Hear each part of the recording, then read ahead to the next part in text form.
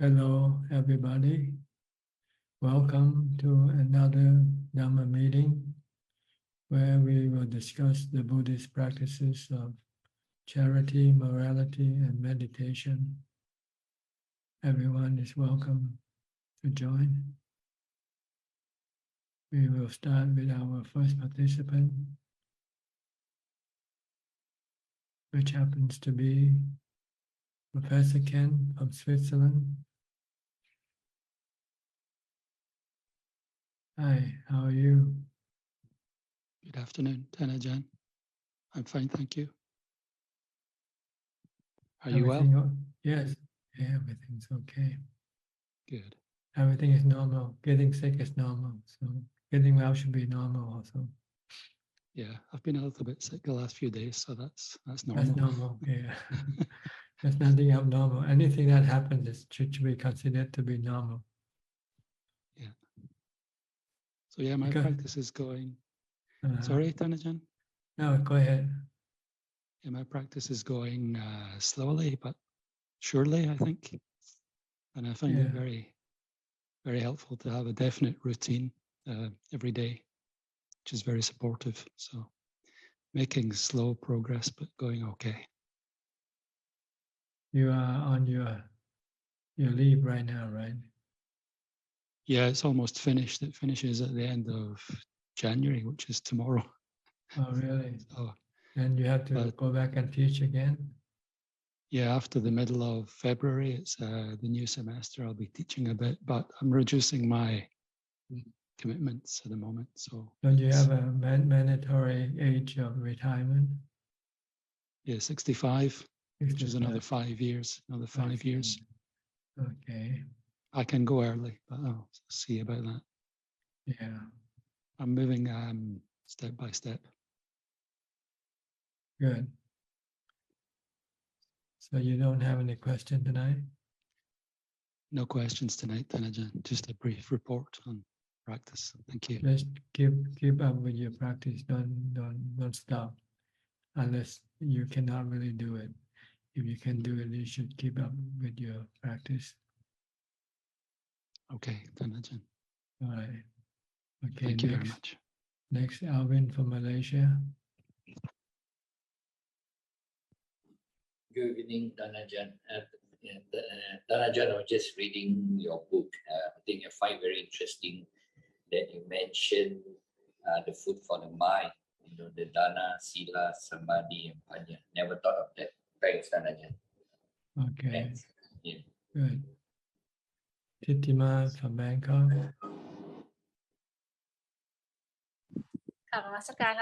Don't have any question. Okay. Claudia from Switzerland. Are you from Biel also? Good afternoon, Ajahn. I'm from Basel. Basel, okay. Yes.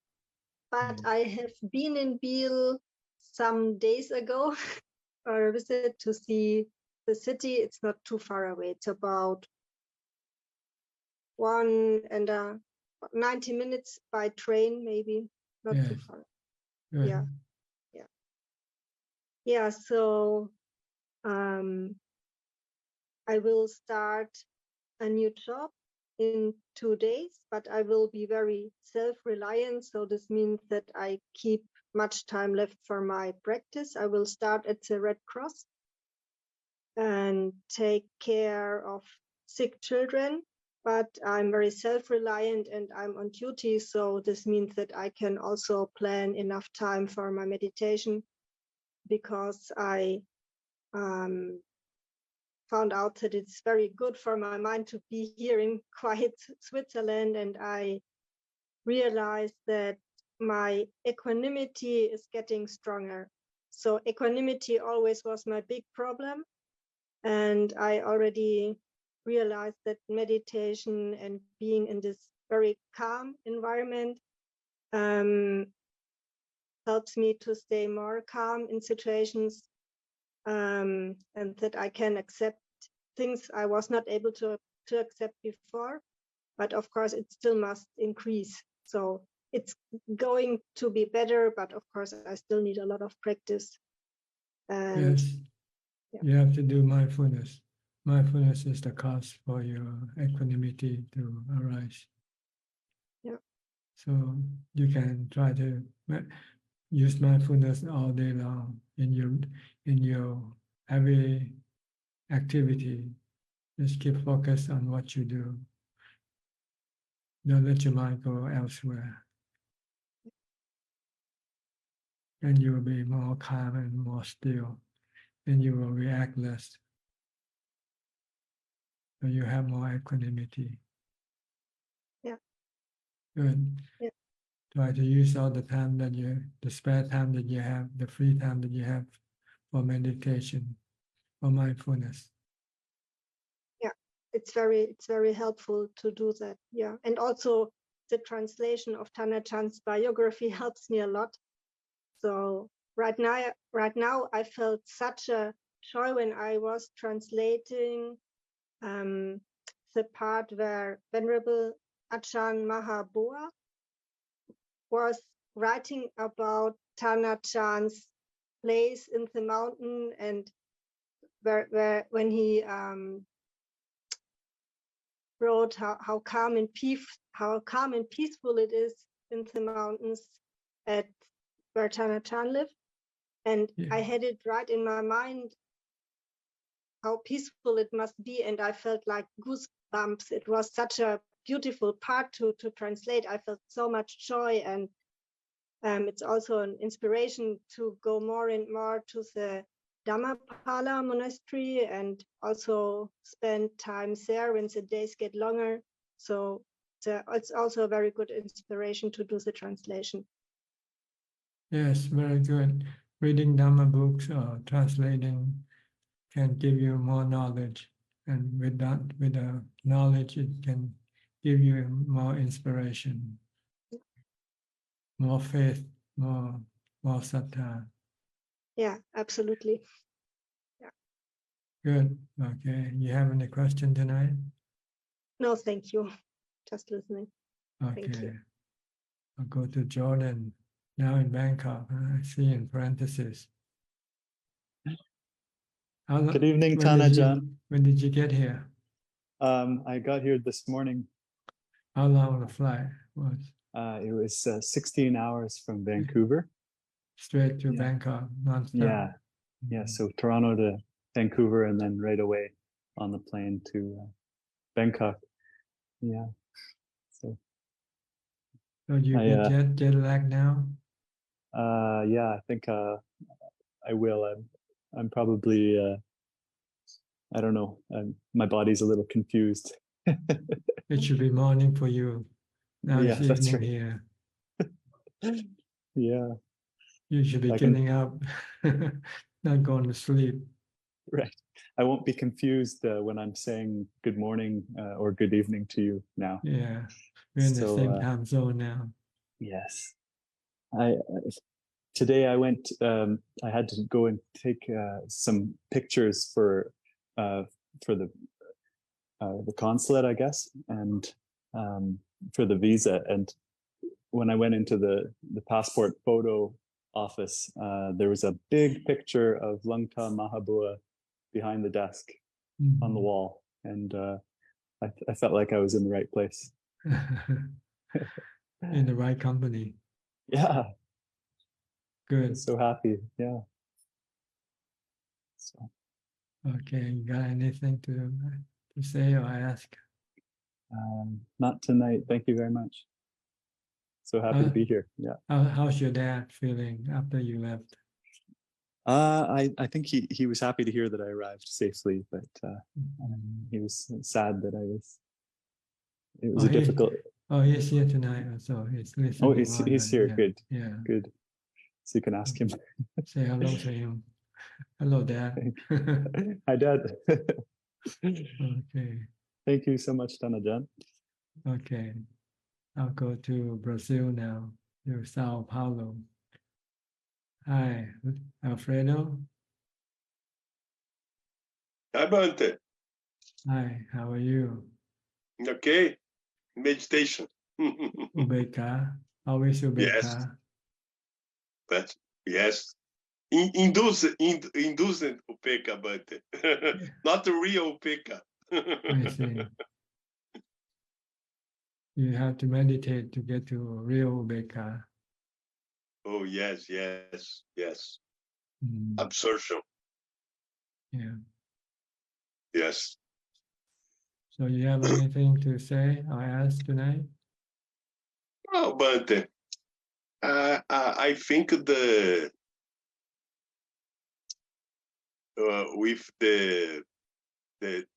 time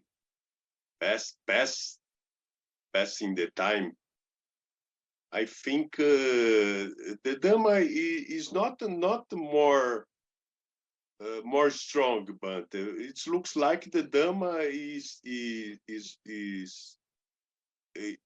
not so strong. Is the mind with is the mind not pure, né, Bante? Yeah, you still have defilement. You still have Yes. kilesa. Yes. So your The mind kilesas makes your is mind very weak. strong. Yes. Makes your mind weak. So Yes. you have to practice mindfulness and insight, wisdom, to get rid of your defilement. Then your mind will Yes. become strong, like a stone, like a rock. Yes. Yes. It looks like that I don't have a lot of friends, Buddhist friends, né, but to talk about Dhamma. My friends talk about other things, not Dhamma, né, but Yes, I think this. People who practice Dhamma or follow the Dhamma teaching is like horn on the buffalo. There's only two horns on the buffalo. But people who doesn't practice is like the what you call the hair on the body of the buffalo. There are many of them. So it's normal to not be able to have friends who practice Dhamma. That's why you have to come in here. See, we all practice Dhamma here. Yes. We are your friend now. Whether you like it or not. Yes. Me is my friend. Yes, Bante. Okay. Very good. All right. Good to see you. Good. Next, San Yu and Xin Yi from China. Okay, Lombo, yeah. I just translate with you talking about with the students. I translate to my friend Shen Yu. Yeah, thank you. Your teaching. We are in the Wat yet. Yes. Is she from Taiwan? She's from China. Oh, from China also. Yes. I see. Yeah. Yeah. Do you have any question? Do you have any question? Oh, 暂时没有. Yeah. She don't have any questions. 就是越来越平静. She feel practice meditation is getting calm, peaceful. Before she have a lot of kilesa worries. Mm-hmm. Yeah, so now it's getting better. Same my mind. When I first time come here last November, I have a lot of hatiness. Now they are gone, disappear. So I have a lot of metta. Thank you, Lombo. Okay. And tonight I have one question. So it's about my manner. Consist. I separate the manner, have a good part and the bad part. I fear I don't want to change some manner. I feel is a good part. It's like sometimes I don't like to cloud. I like a quiet. So I hide myself in the meditation hall. So I consist to be alone. So I don't know. So just ask Lombo, should I separate the manner for good parts or bad parts? Well, you keep the good part and you eliminate the bad part. Sure. To be alone is good. It's a good thing to do. So Thank you. To associate, to socialize is not good to do because it can hinders your practice. So try to be alone as much as possible, but you should not be antisocial. Do not be social, but don't be antisocial. If you have to socialize sometime out of necessity, then you should do it. But when you don't have to, then you should not socialize. You should seek seclusion, be alone as much as possible. But in the world we live in, sometimes we have to meet people, do things with people. When we have to do, then do it. I got it, Lombo. Yeah, thank you. Okay, good. And another thing, we would like to apologize because we don't know the schedule for your Dhamma talk. Last Sunday, 1 p.m. we miss your Dhamma talk. So sorry for that.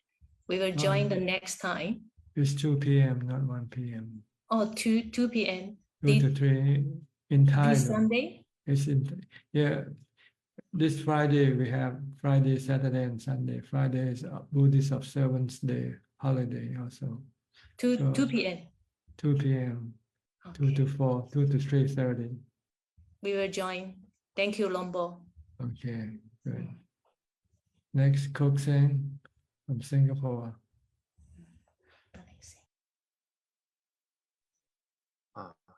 Good evening, Ajahn. I think Emily may have informed you I have already booked my tickets to go to Wat Yen for retreat in March. So, Ajahn, so may I just check with you from now to my departure for Wat Yen? So, do you have any instructions for me in my preparation for the retreats? No, nothing to tell you unless it's something you want to ask me. Okay. My only concern is the 1 meal per day. So I'm a bit concerned. That's all. Well, shouldn't kill you.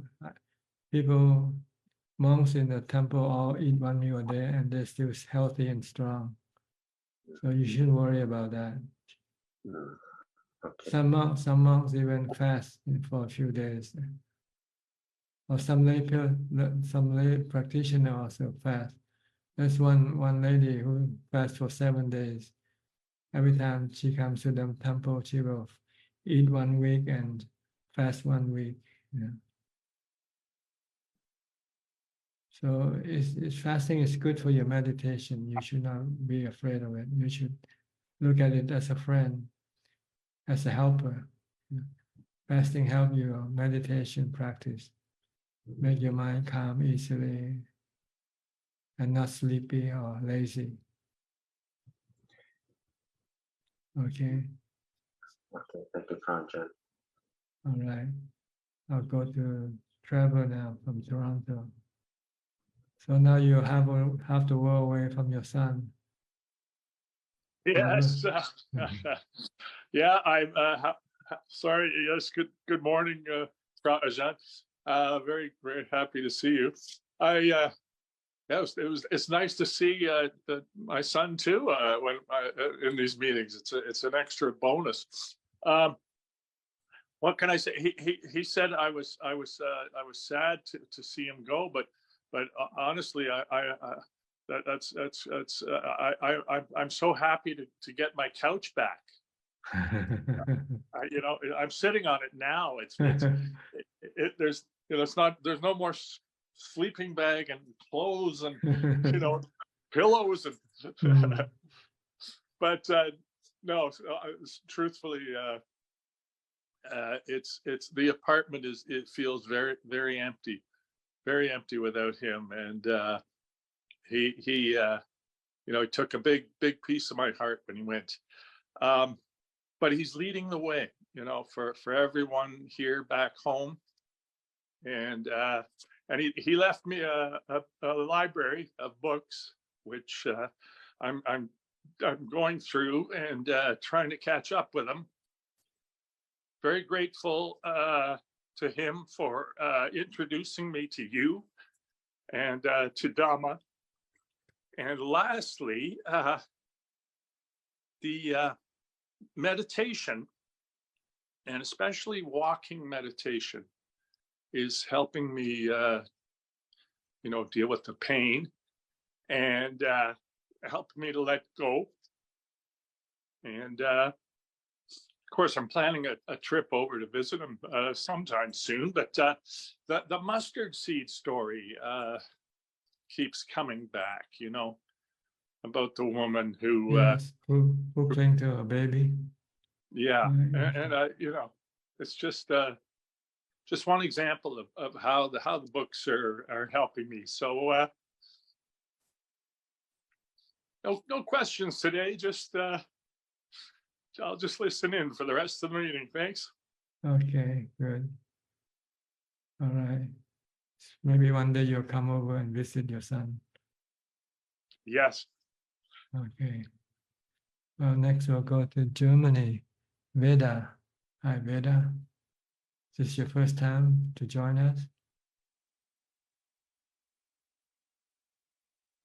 Oh, I'm sorry your voice doesn't come through. Something wrong with your audio.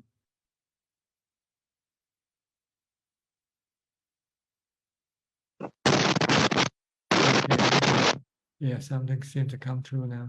Can you speak? Can you talk? Can you say something? Can you hear me now? Yes, okay. Okay. So my voice is probably not going to be much better because it's a little bit, how to say, damaged through a very strong cold right now. But I'm very grateful to be here for the teachings. Do you have any question? Not right now. Okay. Maybe later if you have, you can ask later on, okay? Thank you very much. Okay, we'll go to Bangkok to B. Ravin. Hi, good evening to you, Ajahn. Good to see you again. Yes. How are you?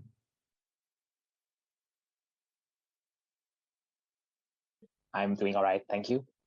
Quite busy with work and studies, but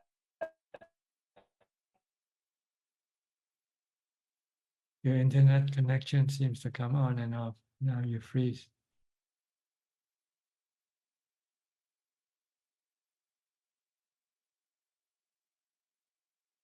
I'll go to somebody else and I'll come back to you later when your connection is better, okay? I'll go to Rajit from Delhi. You've been away for a few weeks. Yes, good evening, Ajahn. It feels very good to be back and very, very good to see you. Yes, good to see you too.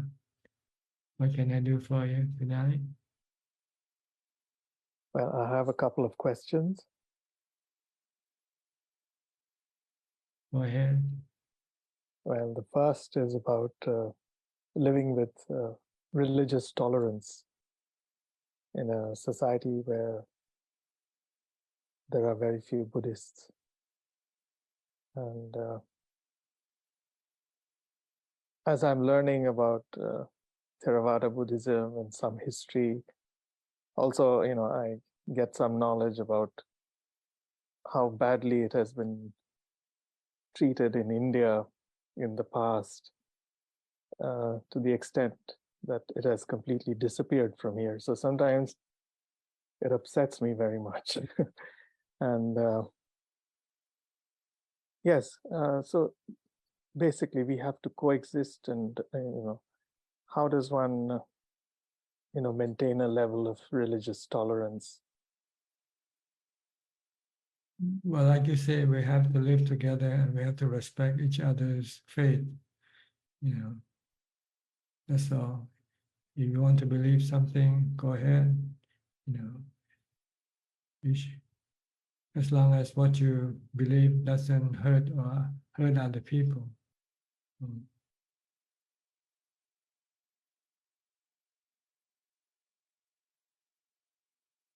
Right, Ajahn. But people sometimes are dogmatic and they sometimes become intolerant because maybe they're afraid of the other people's religion, not understanding the religion, so makes them become afraid. And once they're afraid, they become protective of themselves. But if one just accept that we all have different beliefs and we could live together as long as we don't hurt each other. That's the main thing.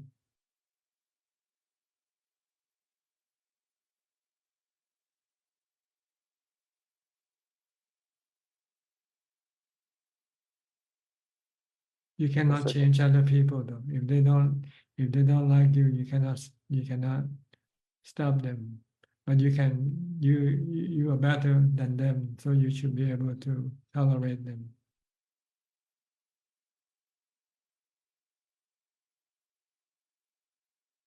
Buddhism teaches us to have metta, friendliness, treat everybody as a friend, give them happiness, don't hurt them, forgive them if they mistreat you. This is the quality of metta.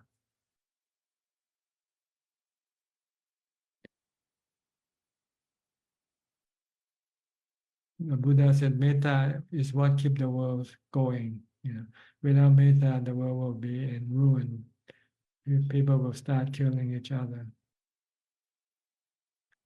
So I think it's basically come down to the lack of metta.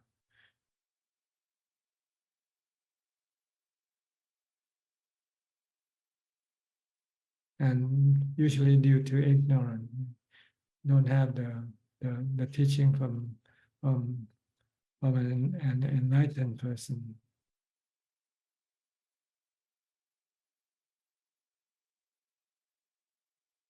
Okay, what's the next question?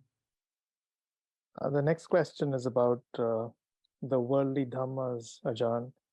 And as a lay person who's trying to practice, these worldly dhammas, they keep multiplying, all these conditions of, being well off and not being well off, and happiness and sorrow, having a good reputation or a bad reputation.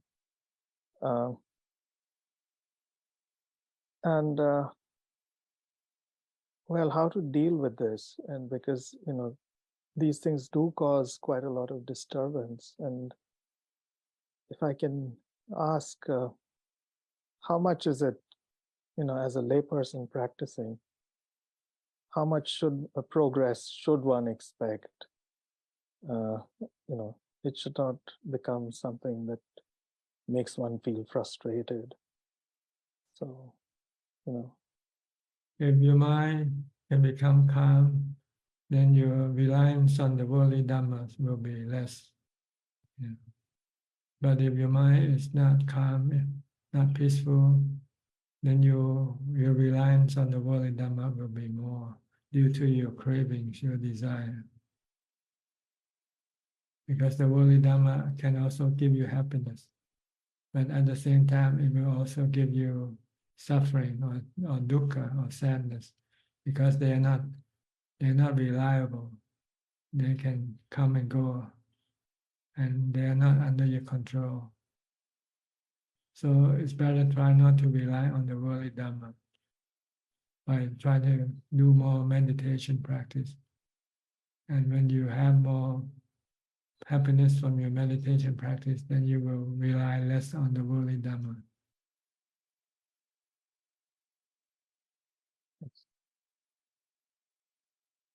If you can If you can fully rely on your meditation practice for your source of happiness, then you don't have to have the worldly Dhamma at all. They can come and go as they like, and it won't bother you, it won't disturb you, because you don't rely on them for your happiness.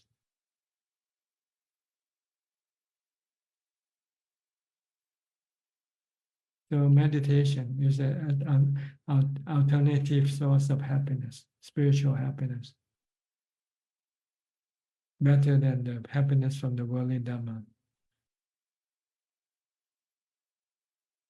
The Buddha said the happiness from a karma excel all types of happiness, all kinds of happiness.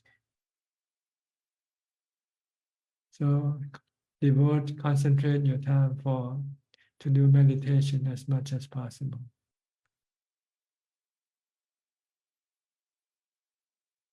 Then one day you will not have to rely on the worldly Dhamma for your source of happiness.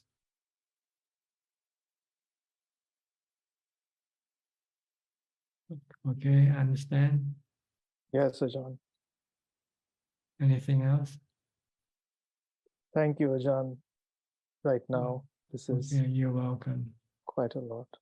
Okay, I'll go back to B again. B, how are you doing this time? How's your connection? Can you hear me clearly, Prajan? Yes, okay. Oh, great. Yeah, so I was just listening to your conversation on just reflecting on the world, and I can't help but notice that the world is much harder place to live in nowadays than it was 20, 30 years ago.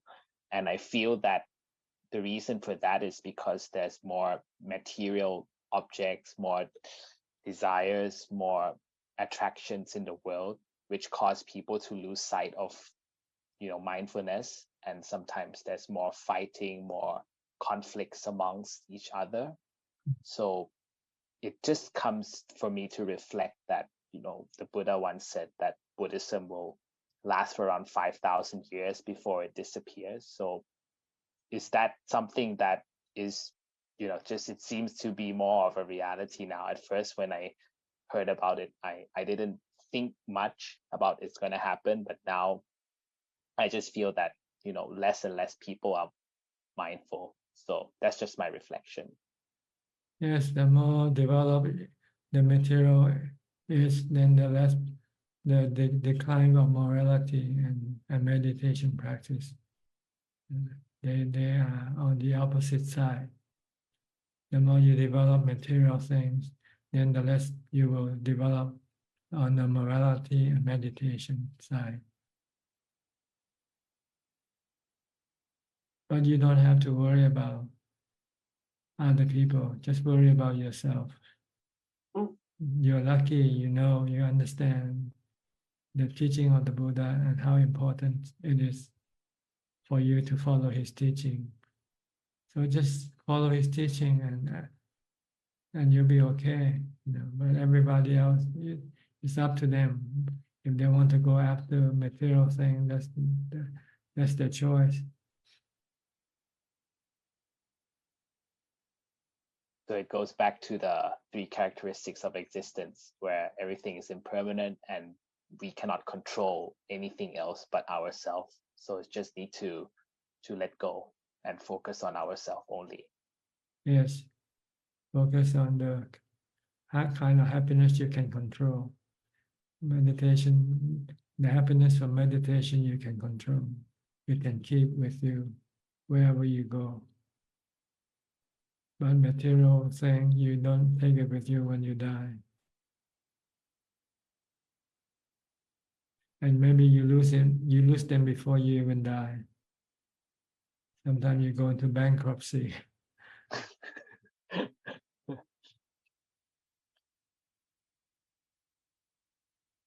Yes, I read a simile in a sutta somewhere where I think it was a saying that if you receive something, think of it as being lost at the start. So when you lose it, you don't feel sad about it. That's right. They come so that you will lose them. If you don't have them, then you won't lose them, right?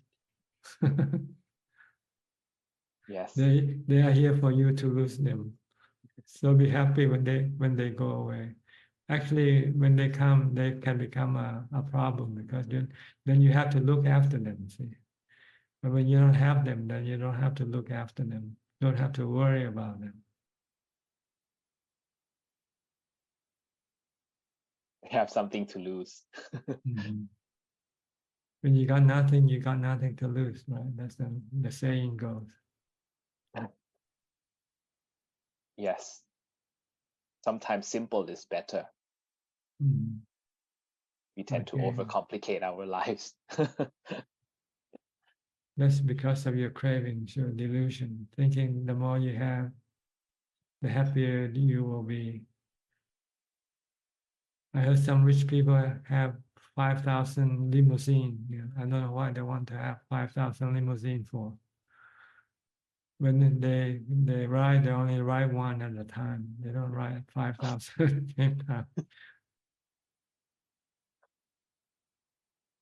Yes. Or pairs of shoes, clothes, all of those things. Yes, Prajan. That's why there's a saying, small is beautiful. Buddhism is teaching small is beautiful. To have less is beautiful than to have more. Just have enough for your existence. That's all you need. Because the more you have, the more worries you have with it. The more you have to look after it. So try to live simple. Just have a couple, 2 or 3 sets of clothing. That's enough for you. You only wear one set at a time. So the other 2 or 3 sets you can, use as a backup or for watching. So it's like where monks are only allowed 3 or 4 sets of robes, right? They cannot keep like 7 or 8. 3 pieces of robe. They can keep if they like. If they're given, they can keep. But they're recommended to just keep the minimum. Have the minimum. Because the more you have, the more responsibility you have to look after them. You have to wash more. Okay. Anything else? Not for now. Thank you, Prajan. Okay. Go to Malaysia. Philip? Ajahn. Don't have a specific question specifically, but just from the monastic practice, I mean, if you can answer, I understand that when monks wash their bowls, if it's accidentally scratched, they have to re-cure the bowl in a way. Why is that practice still been practiced? I mean, you can't scratch the bowl or something like that. Well, the reason is partly because when you have to be careful, you are being mindful, see. Okay. So we don't want to be sloppy in whatever we do. So we want to be careful. By being careful, we are having mindfulness. We are developing mindfulness at the same time. Okay. It's not anything to do with hygiene or afraid of it getting rusted or and become poisonous. Well, that's the old type of bowl. The metal bowl before was not stainless steel. They're ordinary steel, and they can get rusted if there is some water, some moisture cling to the surface. So usually they have to prepare this bowl by bake them in a fire so that they form a skin to cover the metal. But this skin is very brittle, very sensitive. If you scratch it, you can break off the skin and then allow the water or the moisture to go into the metal. So this was before when there was no stainless steel bowl. But nowadays we have stainless steel bowl, so it doesn't get any rusty, get any rust. But we still practice the carefulness of looking after the bowl. That's a way of developing mindfulness. Everything we do, we have to be mindful or careful. Same thing. Being careful is being mindful. Okay. Okay. There's about it. Just out of curiosity, why? Thank you, Ajahn. No more questions. Okay, good. Next, Lillian. Lillian from Bangkok. Malaysian living in Bangkok. Good evening, Ajahn. No questions today. Just want to listen to the questions from other people today. Okay. I'll go to New Zealand now with Anura and I can't remember your name now. Ramya. Sorry. Good evening, Ajahn. After a long time. So Yeah, been a while. Yeah, because close to 7-8 weeks, we went to Sri Lanka with our families. So, and then after we got back, we got sick, and then now we fully recovered. So it's good to see you. And it's also late at night for you, early in the morning for you. Yeah, 2:40 in the morning. Yeah. So now we are we are visiting Thailand. So we are planning to pay respect to you, Ajahn, and participate in the Pindapat and listen to your Dhamma in 2 weeks' time. So we are getting prepared for that. Yeah. Sort of pilgrimage.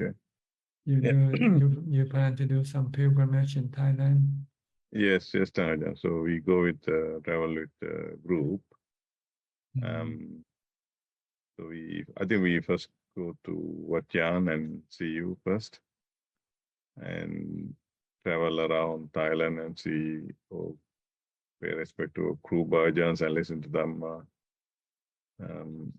We are planning to stay at Ajahn Ganna Monastery for several days, and then Ajahn Noom I think it's San. So we are planning to stay one night. So yeah. Are you coming in a group?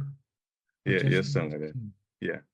So this group is from Australia, from Perth,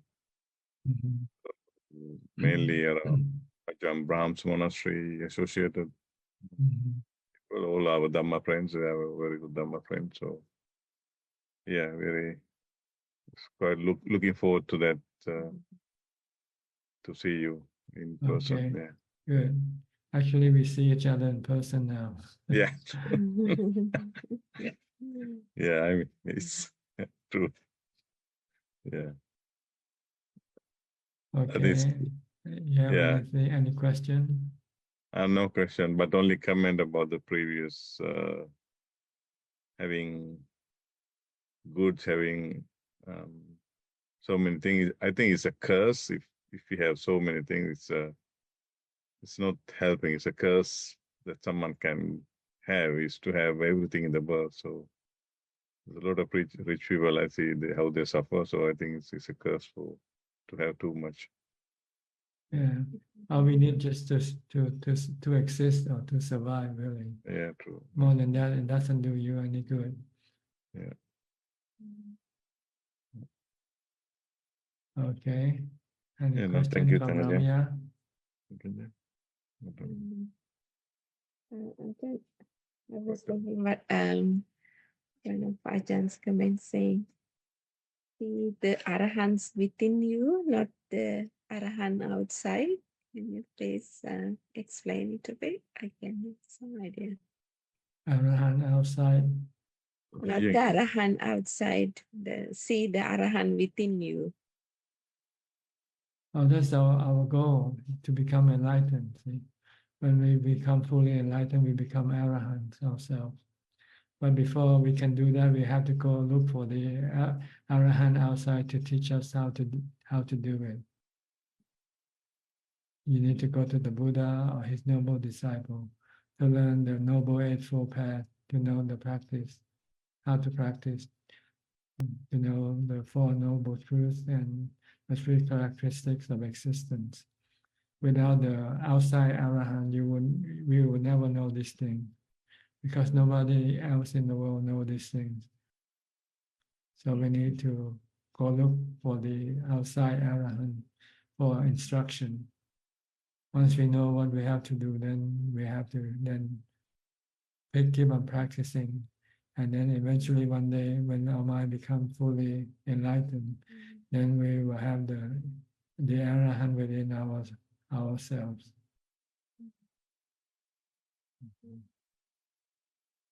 Okay. Thank you, Ajahn. All right. Thank you, Ajahn. You're Thank you for welcome. teaching. Yeah. Okay. Thank you. Next we'll go to Indonesia, Intan. Intan, where have you been? You've been away or so, huh? What can I do for you?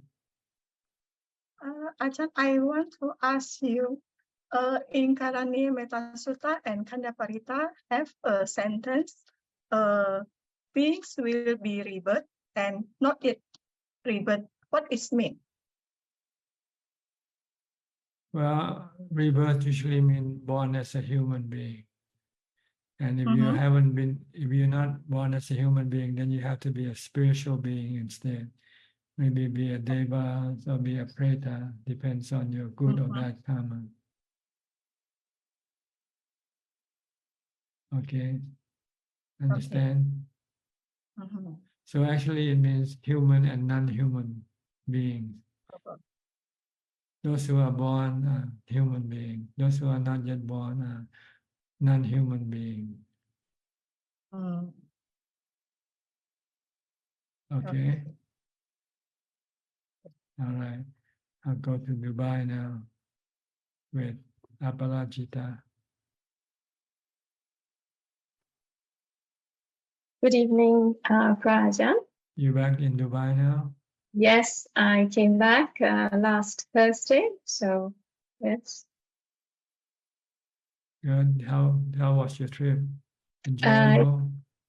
Very good. It was very nice to visit so many places of Buddha's life, and definitely it builds faith. It was also interesting that after having met so many wonderful people, and I think then you come back and you realize everybody doesn't all think like that, which is okay. But the contrast is clear. And I thought I'd come back and probably share with my friends, oh, this happened, that happened. And strangely, I haven't wanted to, and I don't even know what to say. So I feel a little reclusive. But I suppose that's okay. Well, actually, it's the more personal thing. This is Yes. not something you go brag about. Yeah. You want to tell people who's interested to know. But if they're not interested, then there's no need for you to tell them anything. Yeah, I guess that's it. So now, yeah, so I think it's just about sitting with it and aligning my life here a bit more with clarity. And yeah. Any suggestions, advice, Rajan, that you can give me On what? on how to continue developing? Well, do more. Do more. Do more dana, do more sila, do more bhavana. Okay. If you keep the precepts, if you keep the 5, maybe you can increase to the 8 on some occasion. Maybe if you cannot yet practice every day, then maybe find some occasion to do the 8 precepts. Yeah. Just keep intensify your practice, do more, because this is what you need to do in order to get to the destination. More dana, more sila, and more bhavana.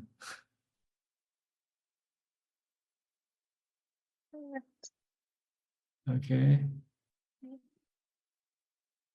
Can you do that? Yes, I'm going to determine to do that. Yeah. Yes. Like maybe once a week, keep the 8 precept instead of the 5 precept. On other days, keep the 5 precept, and on one special day, on the day that it's convenient for you, then you can keep the 8 precept. Usually, the day when you don't have to work or have to deal with people or things, when you have time for yourself, then you can keep the 8 precepts and maybe do a lot of meditation and mindfulness practice on that day. Because once you keep the 8 precepts, you're not allowed to watch television or entertainment and things like that.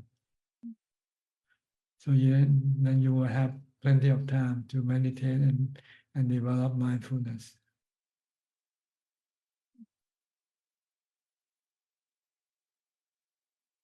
You'll find the result more profound or more obvious if your practice is continuous, like all day long, from the time you get up to the time you go to sleep. Try to practice mindfulness and alternating with sitting meditation, walking meditation, reading Dhamma books, and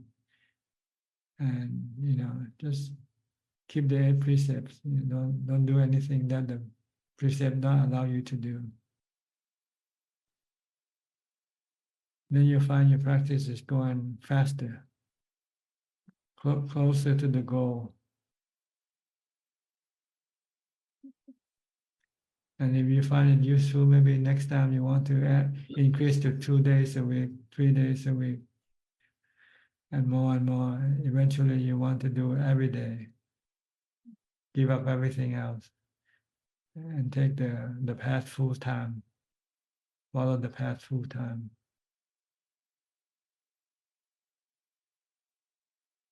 All right? All right. Okay. Thank you. You're welcome. Go to California, Stalin, Southern California. Which county are you in? Orange County? No, I'm in LA County.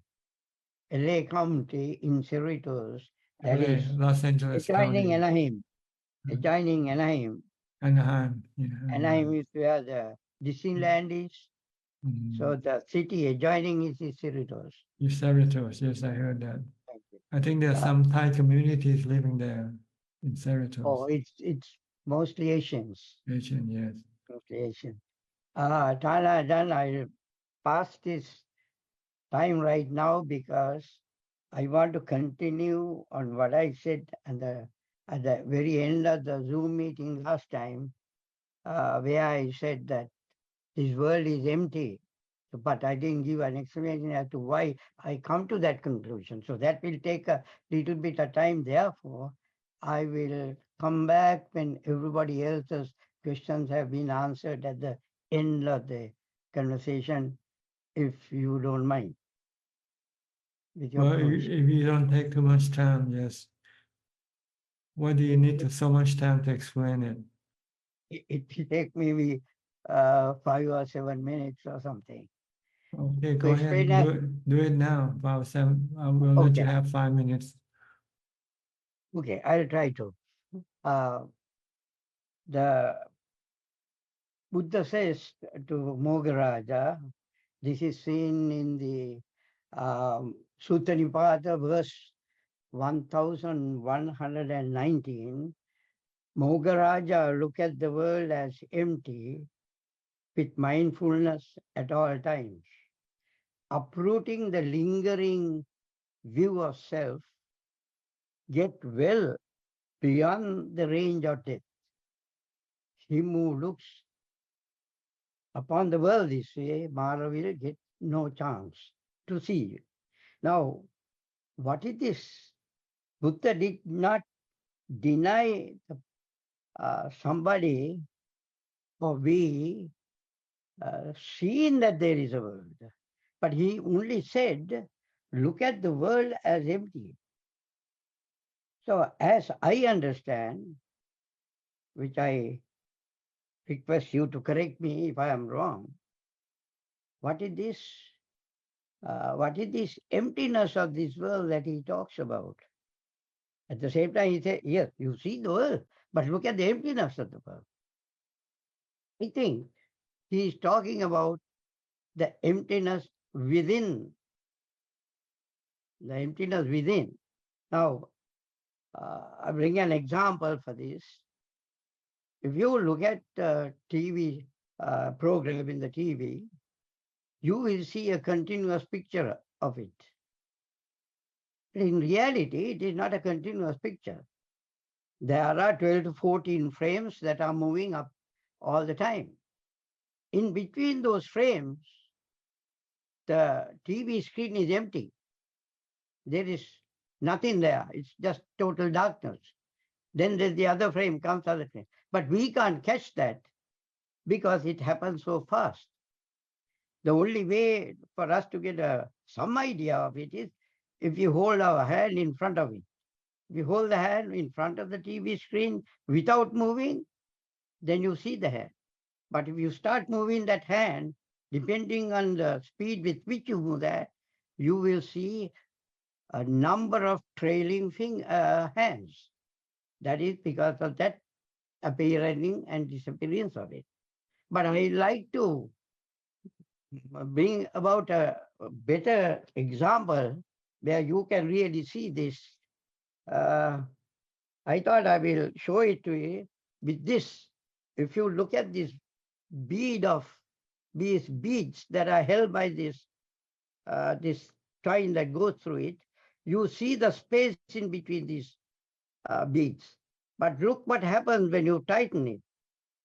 The space disappears. You can't see the space in between.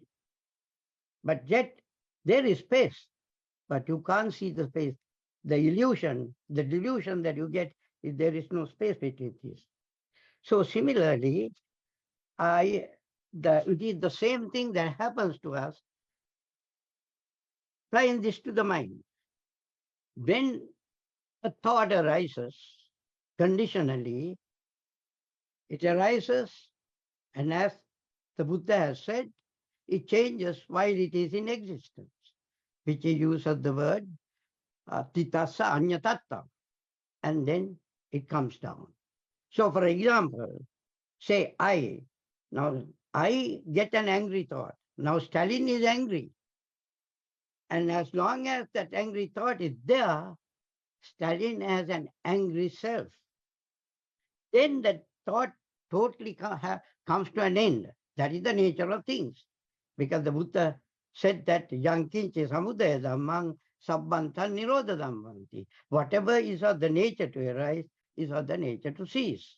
Then there is a gap before the second thought arises. Because the mind can't have two thoughts at the same time. So there is a gap. But this gap can be very minute. It can be a fraction of a second. But yet there is a gap.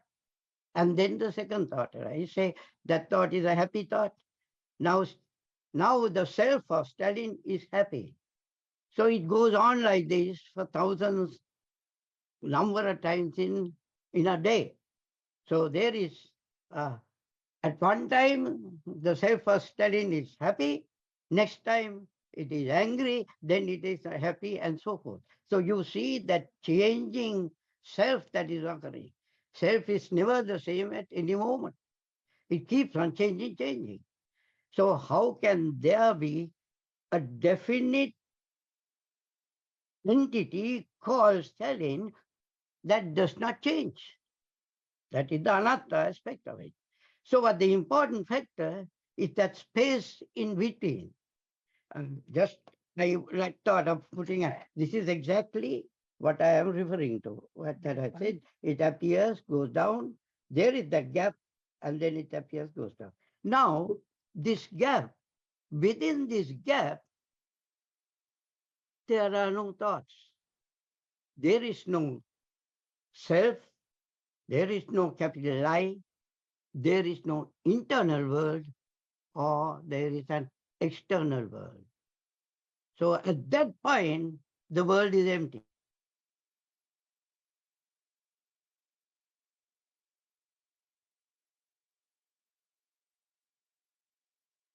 Okay, is that it? Somehow your sound doesn't come through. It's freezing now. Okay, okay.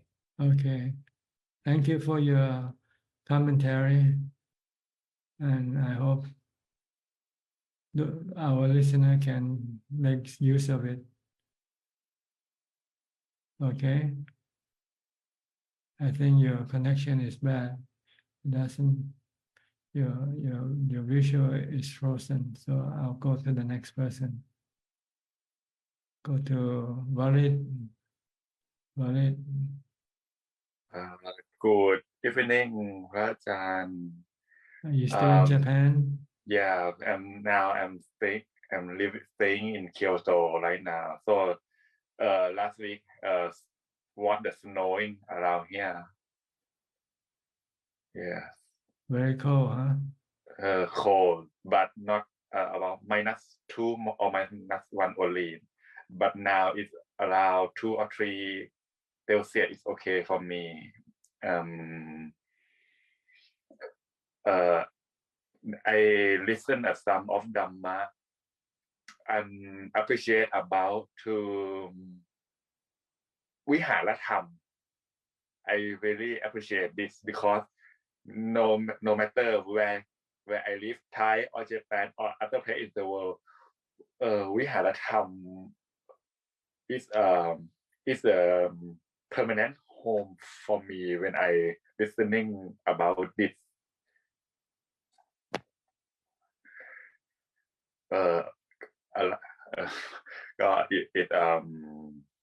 Something like that, Ajahn. Okay, good for you. Guys, that's all today. Okay, thank you for coming in. Okay, we'll go to Toronto now with Piao and Indira. Hello, good morning from Good Toronto. morning from Toronto, Ajahn. How are you? Good evening from Thailand. It's snowing here today. Oh, really? Yes. Yeah. We just drove to the office. Yes, it's snowing and it's a little slippery, but this time the winter has been milder, so it's good. The global warming is coming. That is not good, but winter being mild is good, Ajahn. We have a visitor today. Want to introduce my daughter. Hello, how are you? Good. How are you? Where you come from? I'm visiting from Sydney, Australia. Sydney. Oh. Yeah. So, are you Dr. Walpola's sister? Yeah, daughter. Daughter. Oh, daughter. Yeah. I see. Okay. So my parents have been telling me a lot about this How come session you- and how much it's brought them a lot of joy and a lot of wisdom. Yeah, so it's really good. Glad to see that this is happening. She's been to Thailand, Ajahn. She worked there for some time. Yes, lovely place. I'm hoping to come back with them to visit and see some of the When did monasteries. when did you work in Bangkok? I was in 2017, end of 2017. Yeah. Oh, where I was at the UN. Yeah. So the UNS cap there in Bangkok. SCAP. Yeah. Okay. Yeah. Good.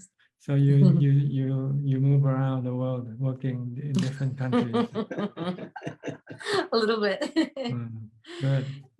Now we are getting her to sit and meditate. I'm going to retreat soon, so that'll be good, meditation retreat. When so. she goes back to Sydney, she does the one-day retreat with Ajahn Brahm in Sydney. Yeah, so that'll be excellent. So how long you usually visited your parents for? I've now been here close to 2 months, so it took a 2 bit of a months. long I break. see. I hadn't seen them since they visited Australia, but I hadn't been to Canada since 2019 because of COVID. So it's been really lovely to be home. Yeah. Good. Did you grow up in Toronto?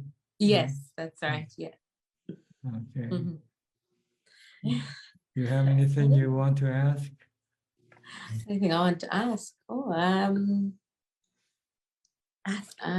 not completely come to mind, but I guess any maybe just tips that you have for me to take into my one day of meditation retreat, or other than Yes. trying to be mindful, but Yes, meditation is a new source, is another source of happiness you can have. yes, yes, And you can have it within yourself without having to rely on other things to make you happy. All you need is just to calm your mind, still your mind. Then happiness will spring up inside yourself. You don't have to pay, you don't have to buy anything. You don't have to eat or drink anything to make you happy. Just meditate. that's right. Thank you. Some good advice. Because we don't know what our future will be like when we might not be able to get anything or have anything. Then if we know how to meditate, then we can still be happy. That's very good. Good point. Yeah, happiness from within. Yeah. Yes. So try to do it. Learn how to do it. Learn how to create or generate it. Once you know how to create it, bring it about, then you can always do it anytime you want. That's right. Every day. Yeah. Thank you. Once you start doing it, you want to do it every day. You want to keep it Yes. up. Yes, I'm lucky to because- do with my parents. I've been lucky to do some meditation with my parents. It's been really nice Okay. together. Do you also have a family or you're single? I have my partner, my fiance. Yeah, so he's also been here, and we're meditating together as a family, which has been really nice. He doesn't have as much of a background, but he's learning quite fast. He's from Australia, but he's learning quite quickly too, which is enjoying. He can already do the half lotus. So Good. yes. Okay. Yes. Thank you so Nice much. Nice talking to you. Good to speak to you. Thank you, Okay. Ajahn. All right. Yeah, I Yeah. have a question, I think. No, I don't have a question. I think I'm so happy that my daughter could see you and talk to you. And thank you for the advice. Thank you. Thank you, Okay. Ajahn. You're welcome. I'll go to the other side of Canada now, to the west, Vancouver, Sri and Czech. Did you finish memorizing the Satipatthana Sutta yet? Not yet? When you're gonna submit your homework? But no, I'm working on it. Working on it. Yeah. But it's good. It's good. Yeah, at least I understand what you said, because at the same time memorize it, at the same time remind myself to be mindful. But the mind isn't that simple. The mind is like a wild monkey, that's why. Yeah, That's yeah, very hard to tame. yeah. Yeah, so at the same time memorizing it, but at the same time sometimes remind myself from the sutta, right? On, oh, okay, this moment, like Buddha was saying, like just be mindful of what we are doing. Is that what last time Tanajan, like you use it as a reminder as well, or just As a reminder, what is as a being reminder? mindful, like on our body? I think that's what. Well, It's kind of our mind likes to go everywhere else, running all over the place. Go to Bangkok, go to Paris, go to, so it can never be still. See, so it can never be happy. So if you want to make the mind happy, you have to make it still. So you have to stop it from wandering all over the world. Bring it back to here and now. Bring it back to your body or to your mantra.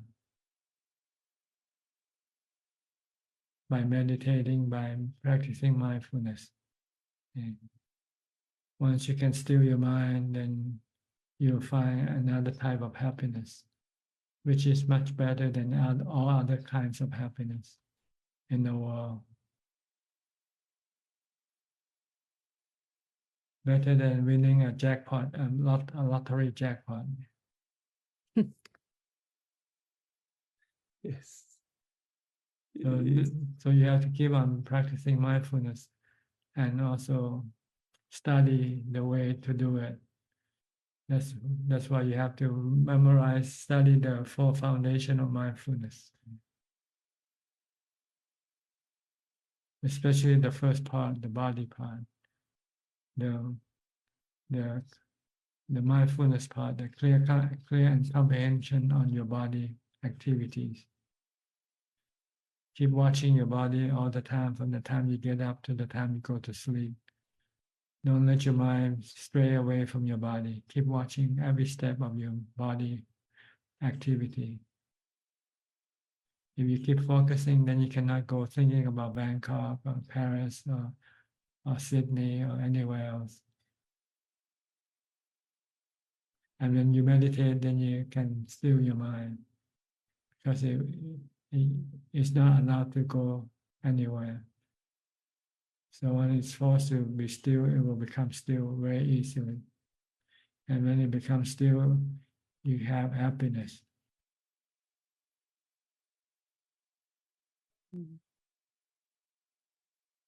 And by memorizing the sutta is one way of developing mindfulness, or preventing your mind from thinking about something else. Because when you have to memorize, you cannot think about other things, right? If you think about it, you forget, where are you now?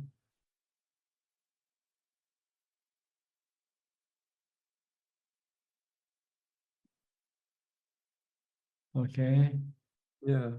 No, it's helpful. Thank you, Tanan. I know I want to memorize, but then the thoughts come in and I can see it and then go back to memorize it again. It's like fighting with the thought. It's been so used to. That's right. It means you don't have much mindfulness. You cannot control your mind to stick with your memorizing. Keep going away from what you tell it to do. So you'll never succeed in your meditation. Because as soon as you meditate, your mind will go running all over the place again. So you have to stop it from running all over the place and stay in one place, which is your meditation object. It can be your breath, it can be a mantra. If you can stay fixed with this object, then your mind can become still eventually.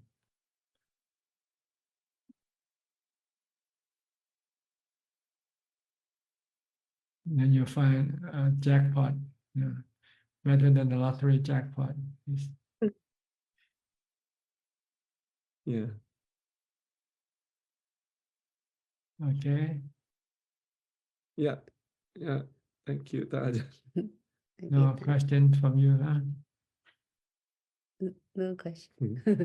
One more thing, Tajan. Let's say if I fight with this, like trying to memorize this, do we need like that for like Itipada, like Buddha mentioned to us, like there's to do things so that we can success? Well, you need to push yourself. This is really exertion or diligence. And you have to have the desire to do it. If you have the desire to do it, then it will be easy, right? If you don't have the desire to do it, then it's very difficult to do anything. So you have to know what you will get from what you are doing. And if you know it's good for you, then you might want to do it. But if you don't know what you're going to get from doing it, then you might not have the desire to do it.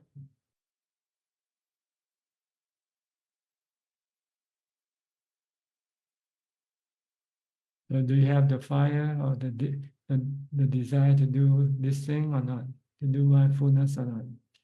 Yes. Huh? Yes, yes. You say yes, but you don't do it. Small, the fire is small. But this is a good desire, right? Yes, it's chanta viriya. Uh,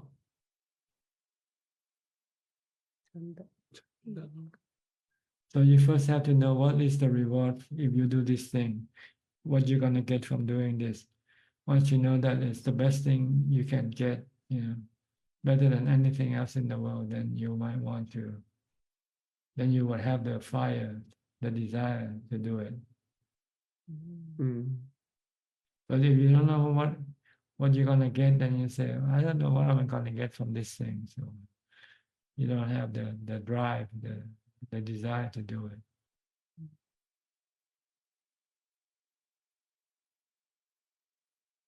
It's like buying a lottery ticket, right? When they have a big jackpot, everybody knows what they're gonna get. Everyone stand in line to buy the ticket, buy the lottery ticket. They have the chanta viriya to stand in line and buy the ticket. You have to have something like that with mindfulness. You have to have the desire to do mindfulness, the desire to stand in line so that you can get to do the mindfulness. But you don't have it. So you just keep pushing it away, kick it down the bucket, kick the bucket down the road. Maybe I'll do tomorrow. Or maybe I don't have time right now. I'm too busy. So you never get to do it. How many years now have you attend this meeting, and how many times have you been taught to do mindfulness? And you're still in the same place. You never go anywhere.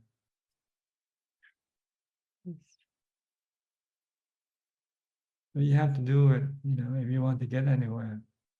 Like looking at the map, but never drive your car. Just watch the map and say, oh, from here I'll go there, from there I go there. But you stay in the house. Just keep looking at the map. It's like studying. You just keep studying, but you don't do it. If you don't do it, then you don't get to where you want to go.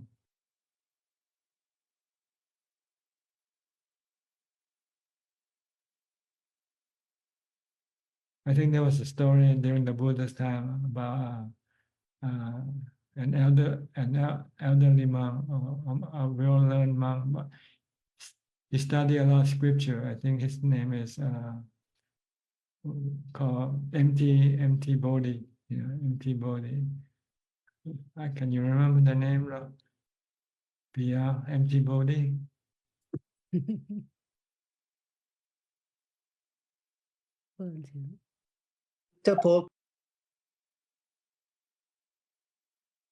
You have to unmute again.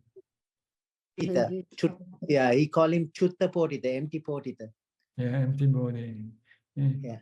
He knows a lot of Dhamma, but they are scripture Dhamma, not practical Dhamma. Yeah. Every time he sees this monk, he says, oh, you're empty, you have nothing. Yeah. Then he realized that he has to go practice. So he went and searched for an enlightened teacher to teach him. And eventually he found a novice to teach him, because no other monks want to teach him because he's an elderly monk. And you don't want to teach an old dog a new trick, Yeah. So you send this old dog to a boy to teach the new tricks. And at first this novice didn't want to do it either. But then he was persuaded by the other monks that take him up as your student. So he did. But before he teach, he wants to test this student whether he really will follow his teaching.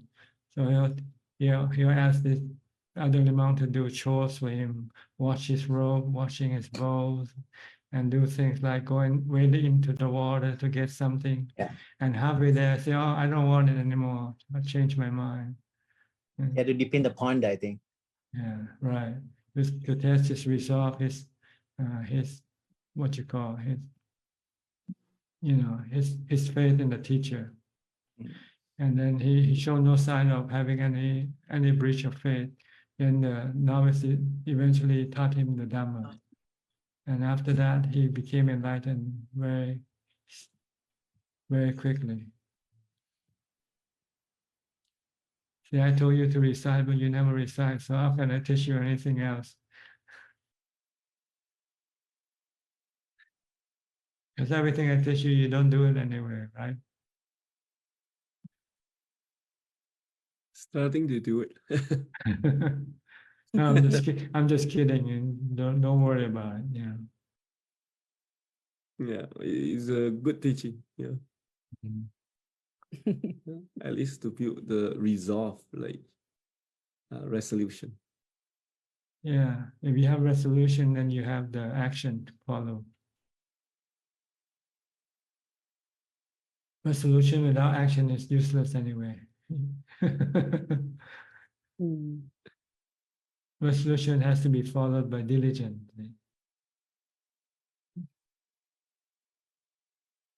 All right. Thank you, Taja. Thank you, Taja. Okay. Go to Sulan now. Sulan from Singapore.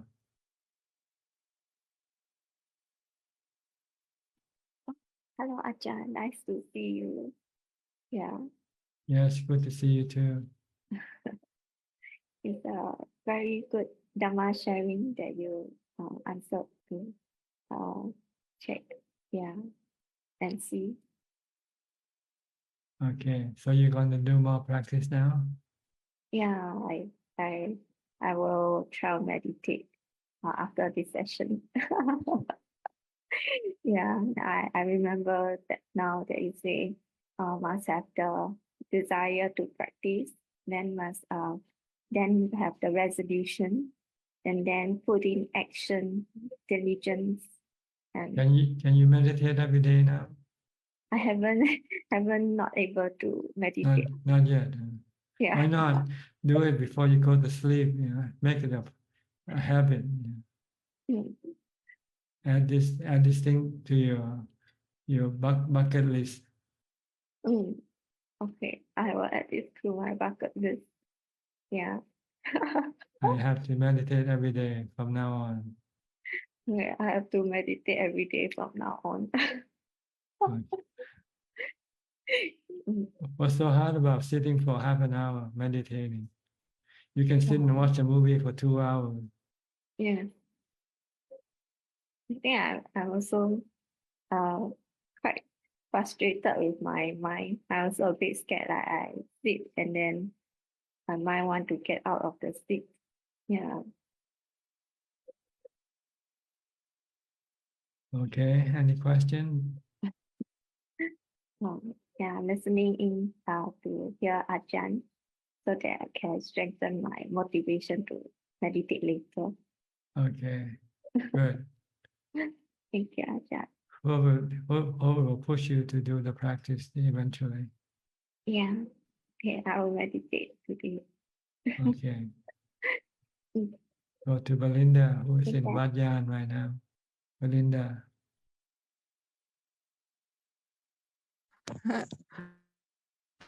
Belinda from Wat Yan, Chonburi. Yes. Ajahn, good to see you. How do you enjoy your stay? It's so good, the holiday, but in a wholesome way. Like for meditation, it's not so easy. Working my best also, I try to chant Itipiso, Bhagawa, even inside the chanting hall, meditation hall. Sometimes okay, sometimes not okay. Most of the time, the mind is active, Ajahn. Because of many friends around, new friends. Okay, just keep on trying, putting in the effort as much as possible. Chanda Viriya, is it? Yes, Chanta really focus on mindfulness, on my mindfulness object. So when I listen to the Thai Dhamma talk, I try to focus on just like sound meditation, listening to the sound. Yes, Sometimes you can use it as a meditation object, even though if you don't understand what you're listening to. It's just it becomes like a mantra. Bhutto, Bhutto, Bhutto. You say you heard Anicca Dukkha Anatta, right? Yes. Yes. Actually, I'm trying to feel like what's the difference between looking at you now from the screen and I look at you this morning. No different, right? For an enlightened mind, there are different Ajahn. Until but the essential is the same, right? You are able to communicate with me directly. Yes, the Dhamma teaching is the same. But the sense contact when we share the same space is very much faster. Like when I look at Ajahn's eyes, it's very much faster, the speed, the sense contact. It's like that, I feel. But it is important to keep coming back to the mindfulness, so to connect deeply what Ajahn is teaching. Like that. So so an enlightened person, I would encourage people to meet Ajahn face to face. I encourage everyone to, if you any good condition, you can make it. Please visit Ajahn when Ajahn is still here. Thank you, Ajahn. Thank you, Okay, Ajahn. all right. Okay, we'll go to Kunju for more questions now. Kunju. Namaskar. We have this evening 9 questions so far, and the first 6 questions are from the assistant Gmail. Question 1 is from Chandy from Toronto. When mind starts to separate from body during meditation, does it feel like drowning or unable to breathe for some people? I don't know. You have to. You don't really have to know. Actually, just know what happens to yourself. Whatever happens, as long as the mind eventually becomes still, that's what you want. Before that, you might experience something like that, like having the last breath or something like that, before the mind enter into calm and leave the body alone. Question 2, do people experience involuntary body movements during meditation? Well, normally, when you meditate, if your mind becomes still, then the body has to be still also, because it's the mind that tells the body what to do. So I don't know. It's not important anyway. When you meditate, you only want to know about the mind and not about the body. You want to forget about the body and just concentrate on the mind. Make sure that it becomes still. Question 3 from Chandy. Is there a specific way I should place my palms together, such as 2 tips of thumbs touching?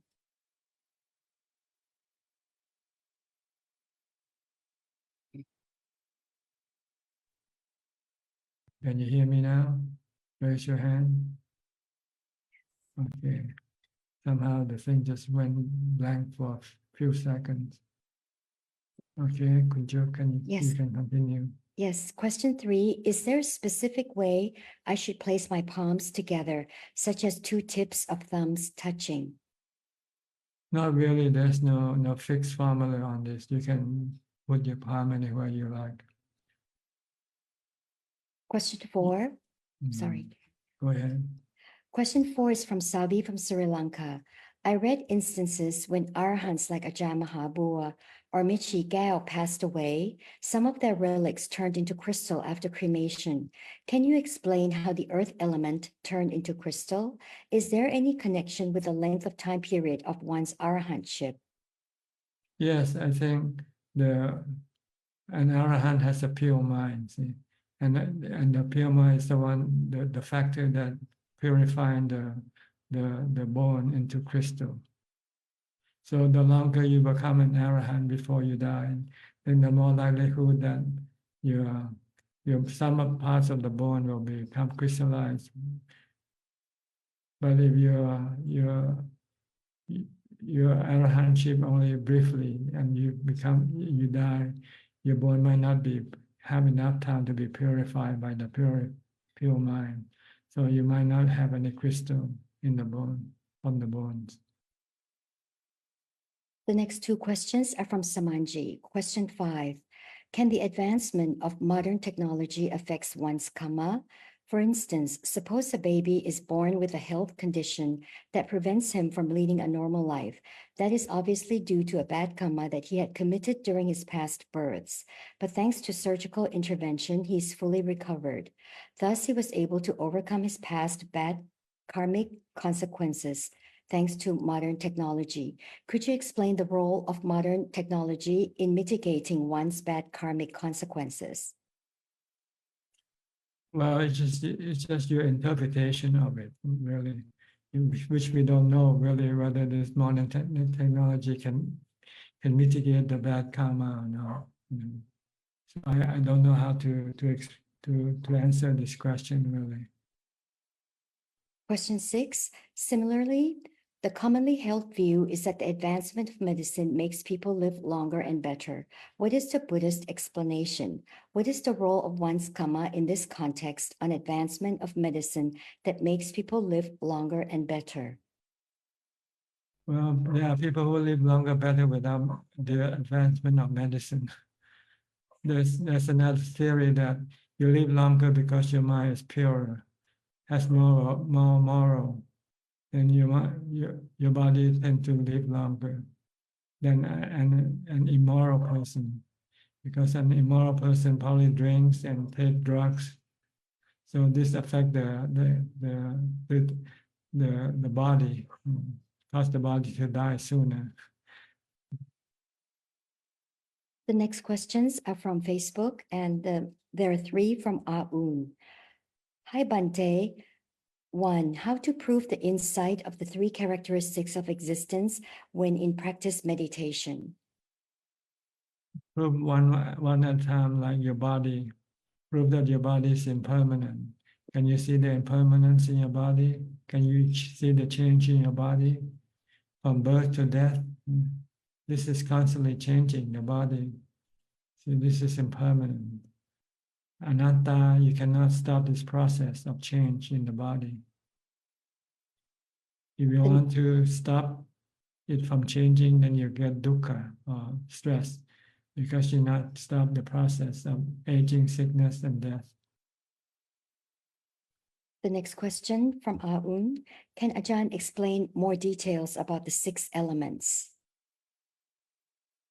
Well, I don't have any detail really, because there's no detail to explain. They're just elements.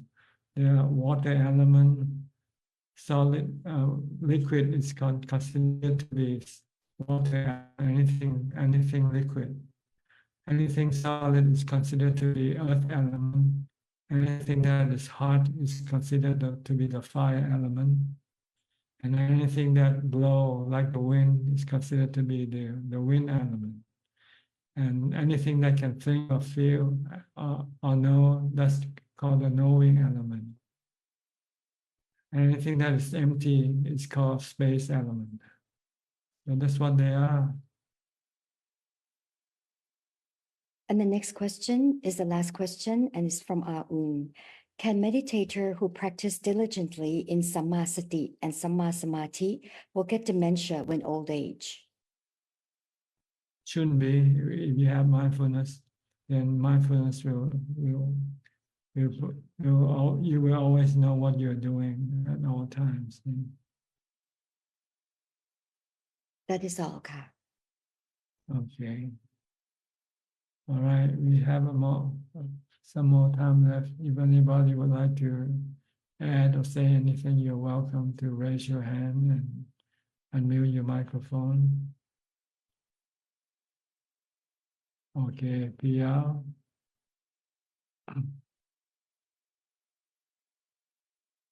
So the question I have is about fear.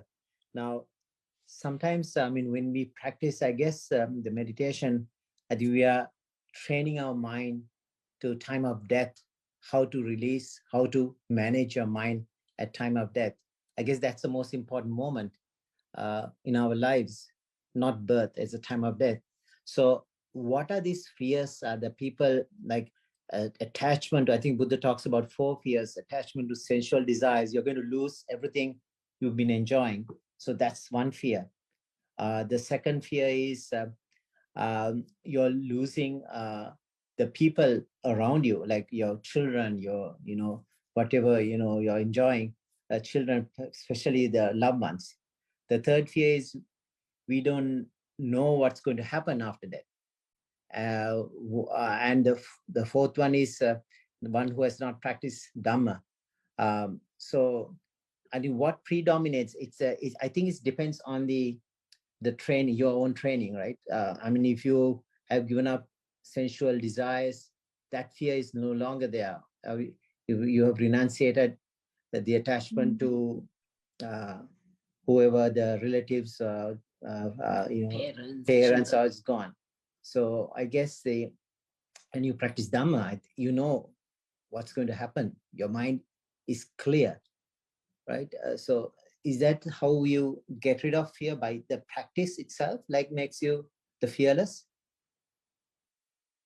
That's right.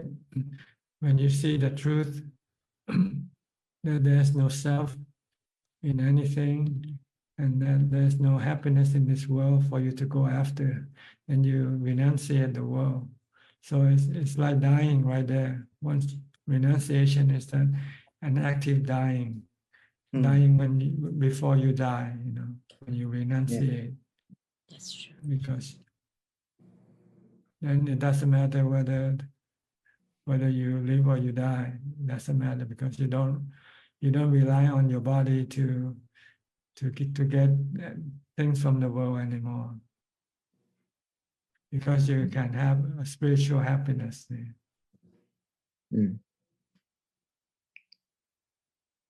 And you know that what will happen to you when you die. You know that what you have, what you are will not change. If you're happy, you will always be happy. No, it continues. Yeah, goes on. So the fear causes like the anger, whatever, that is the part of like a bad kind of destination, because you either you don't know, or your doubt or fear can make you into a bad destination, like in the negative thoughts, if it comes up at the last minute. Not necessarily. I think it's your bad karma. Your total sum of your bad karma will be the one to put you into the bad state of existence. Not just your last bad thought only. So the bad thought is like the driver in the bus, but once everyone gets off the bus, those are the good or bad karma. So that'll play a major role. Yeah, because in Sri Lanka, when we grew up, like they put a lot of emphasis on the last thought. Yeah. Like Chutisita, they said the last thought is the one which governs everything. And I always used to worry, because Dana Jan, I mean, you do so much Dana, Sila, Bhavana, but just because of the last thought, like, so, I mean, even if the last thought takes you somewhere, all the other good karma will again take you to the proper destination. I think this is a misunderstanding, because your last thought is usually the sum total of your karma, your good or bad karma. Yeah. Okay. You cannot just create your last thought. That's good thought at the time of death. It's That's actually the summation of your good or bad karma. So if you have good karma, your last thought will be good thought. Don't worry. If you did a lot, if your sum total is bad karma, then your last thought will be bad thought. Yeah, sum total, yeah. That makes sense. So don't worry, just keep doing good karma right now, so that your sum total will be good karma. And when that happens, then your last thought will be good thought. I'm going to Nibbana. Bye bye, everybody.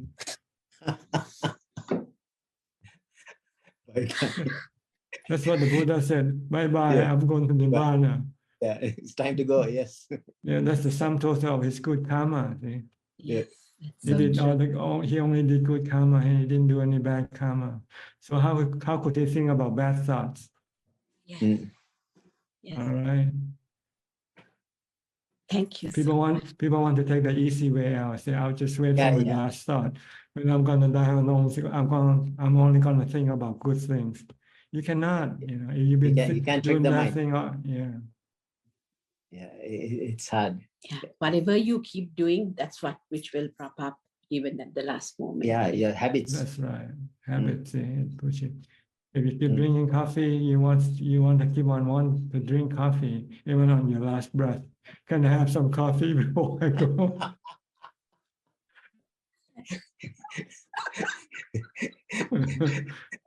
Can I have a glass of whiskey? Yeah, you know, whatever that you used to. That's why they have the last wish. That's why they have the last wish for those who are on death row, right? What do you want to have your last meal?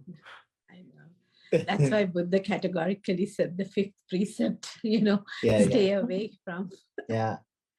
So yeah, it's interesting. I think you're right that I think the Sri Lankan, maybe there is a cultural thing, put more emphasis on the last thought. As you said, the summation, the sum of everything at the end of the day. I think that matters. I agree with that. Everyday actions. Okay.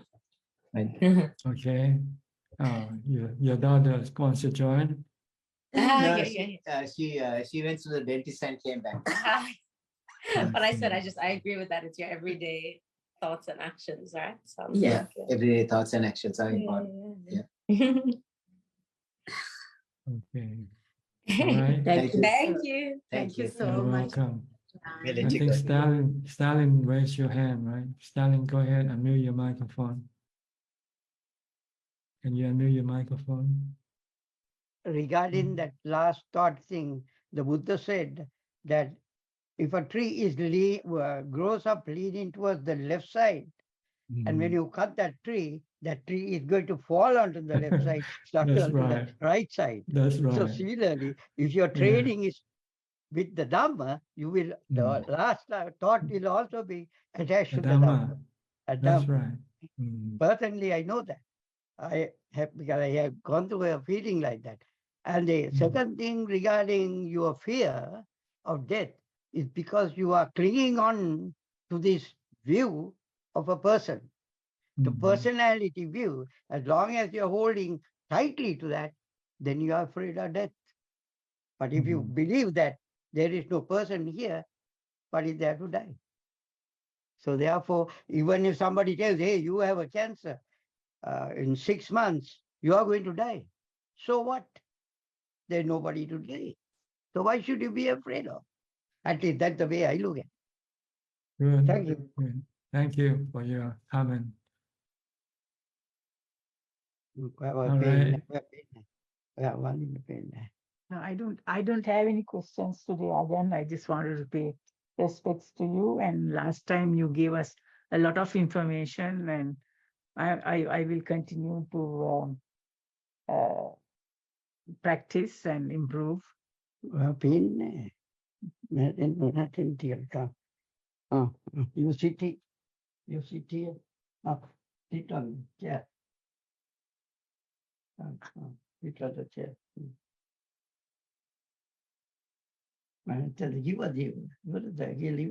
Yeah.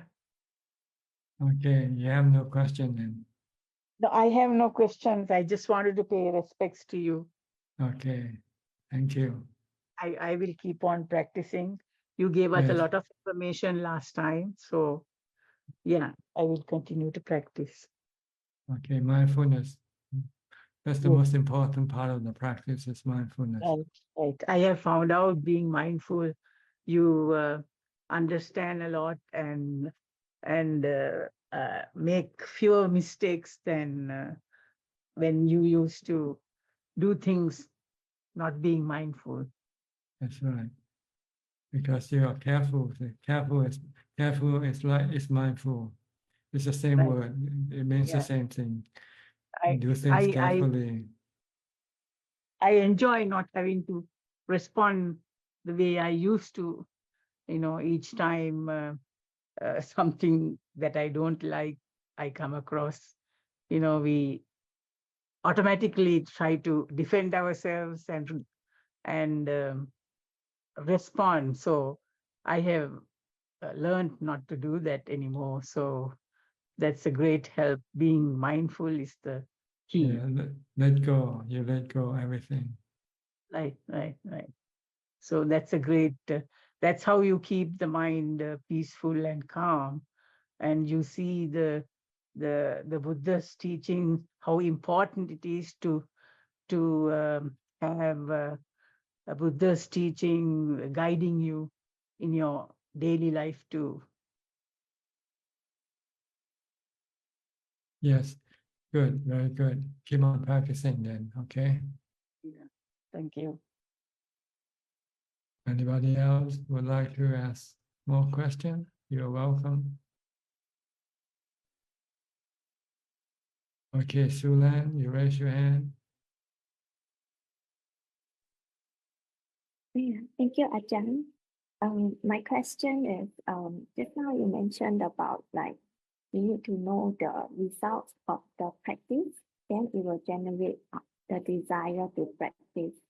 Then I was wondering like for Brahma Viharas that the Buddha taught,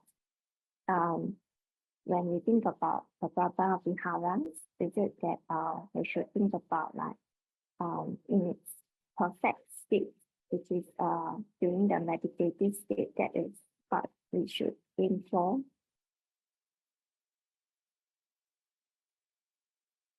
Can you repeat again? I cannot quite understand what you say. Oh, sorry. Yeah. So my question is that you mentioned that in order to generate the desire to practice, we should know what is the outcome that we'll get or the fruits that we will get from practicing it. So in the same train of thought, for the Brahma Viharas that the Buddha taught, should we then think of it as the fruits from practicing Brahma Viharas is the 4 meditative states? That's right. That's right. The 10 benefits you get from practicing metta is you live happily, sleep whether you sleep or awake, you're happy. You'll be loved by everybody. When you see the reward from what you get, then makes you want to have the incentive to do that practice. It's like when you go apply for a job, you want to know the salary first of all, right? Yes. Okay. If you don't know the salary, then you might not want to go and apply for the job. Oh. So you have to know the benefit that you get from what you do. That's true. If you practice meditation, you'll get to Nibbana. That's the benefit. See? But the problem is you don't know what Nibbana is. That's a problem. Yeah. So the Nibbana is anything that's the best type of happiness. The Buddha said the supreme happiness is Nibbana. Nibbanang palamang sukhang.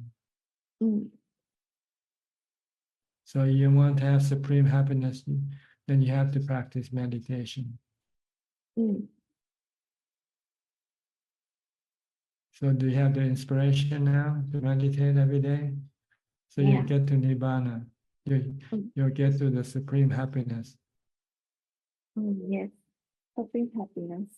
Hope that I can get it one day. Yeah.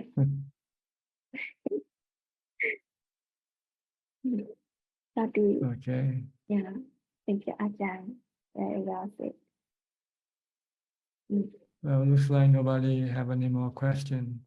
I think it's almost time for us to call this meeting to an end for today. Thank you for your participation. I hope this meeting can benefit you and help you advance in your practice. In the meantime, Please be safe, be mindful, and keep on practicing. And if all goes well, I'll see you all at the same time next week. Thank you and goodbye. สาธุเจ้าค่ะ Thank you, Chongaja. Thank you. Thank you, admin. Thank you, Ajahn. Good night, everyone. Good night, everyone. Thank you, admin. Bye-bye. Thank you.